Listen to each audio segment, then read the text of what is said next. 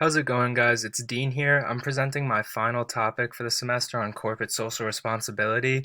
It's been really interesting getting to research more about this subject, and I'm looking forward to share what I learned with you guys. So first off, what is CSR? A lot of us have probably heard this term, but we can define it as the multitude of ways that companies integrate social and environmental concerns in their business. And CSR is really important to us because whether we like to admit it or not, we're all consumers of corporations, and a lot of the decisions that these corporations make affect us a lot more than we really know.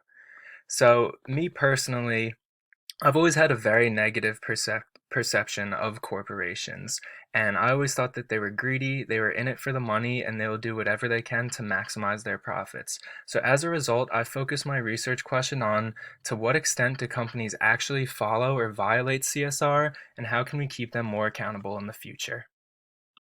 Like I said before, there's many different components that make up CSR, and these are the three topics that I focused on. For example, workers' rights, when it came to this, I was really disgusted with the horrible working conditions I found, the very menial pay that these people receive, and the long hours that they work. It was really the case for multinational and transnational companies, which is where a company that is located in the United States might outsource their work to a different country so they can take advantage of the labor laws there.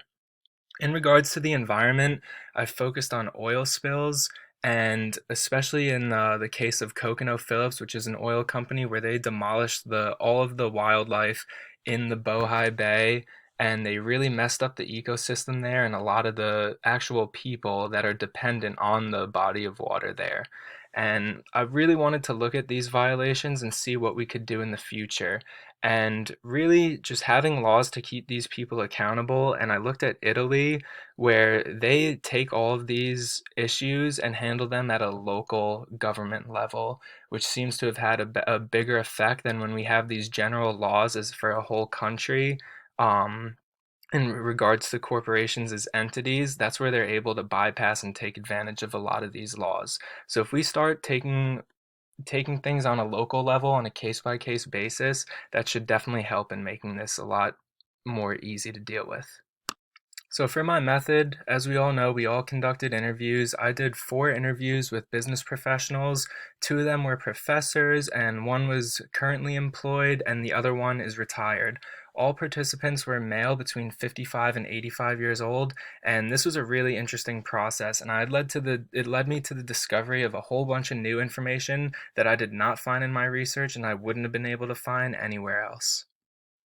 So these sections are where I really found the most interesting information from my participants. Basically, what I found out is that every corporation is different. There's no set culture for any type of corporation, and the example is really set by the CEOs and the rest of the management at the top. When we have CEOs that set a really positive example and take pride in sustainability, the rest of the company will follow suit. But if we have a CEO that likes to take advantage of the laws, that'll trickle down to the rest of the company, and it just creates a much more hostile environment.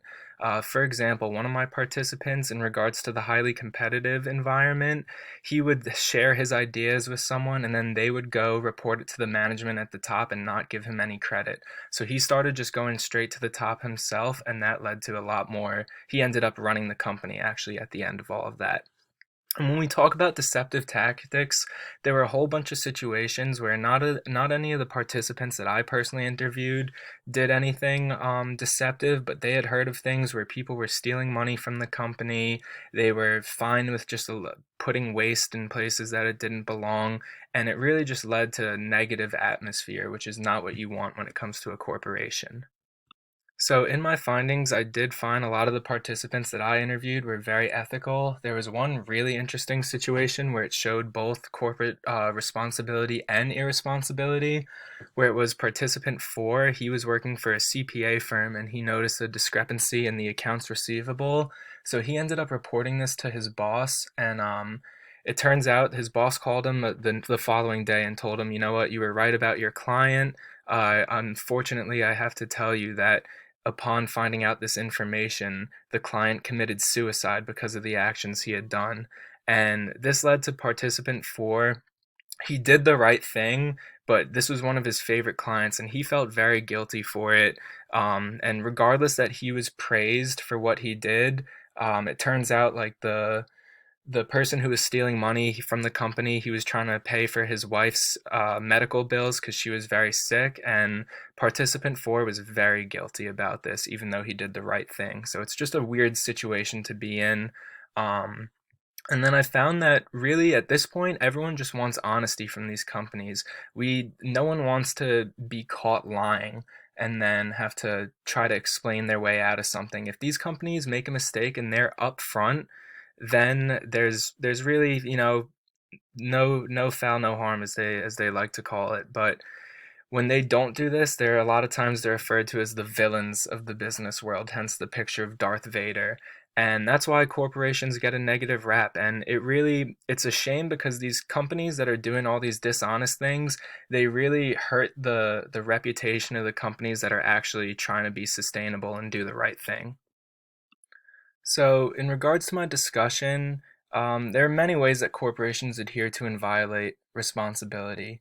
They will do the right thing, and sometimes they will not do the right thing. It's really unfair to just judge corporations as a whole when we found out that each corporation is different. Regardless, it was found that a lot more work still needs to be done if corporations want to be truly responsible. In a way, my hypothesis was supported and refuted at the same time, and since every corporation has their own way of handling things, it's unfair to say that one is better or worse than the other. Um, Unless they're actually, violating corporate social responsibility, every company has to do its best for the company, and sometimes the best decision for the business is not always the most moral decision. Um, I found that many companies, though, are gearing towards promoting sustainability. They know that that's what the public wants, and they know that they will do better in the long run because of that. And corporate culture really plays a way bigger role in this than I initially expected. But really, the public just wants to see corporations be upfront and admit their mistakes when they're wrong. This is all super interesting to me because a lot of this information I never would have found out online. And because of all these different situations I found out through interviewing, that never would have been reported otherwise, I can only imagine like how many more stories there really are. So the research question was definitely answered. There's so many different components that make this up, but I don't think it's fair to say that all corporations are evil like I had initially suspected. So, in conclusion, my biggest takeaways are that corporate culture must be established at the top, and this has a much bigger role in the company than I had initially suspected. Honesty is the best policy, and that just goes for everything. It is just common sense, but in the world of business, people like to make things a little more complicated than they need to be. But really, if companies are just truthful, they should have nothing to hide. My perspective has actually changed. I really, like I said before, I don't think it's fair to say that a company is necessarily good or bad. Every company has their own prerogative, and sometimes it's more towards maximizing profits. That's what it usually always is. And if they can take care of the environment and take care of other people at the same time, then that's great for them. I do think that CSR does need to change and it does need to be taken more serious, but I really do believe that it's trending in the right direction. And my stance is that a lot of this is still going to happen, but the more that we can do and be aware of it and educate other people, the more that we'll be able to keep these companies responsible. So, whether we like it or not, this is the world that we have to deal with, but I do think that things are going to be changing for the better in the future. So, with that, I will end this. These are my references, and thank you guys very much.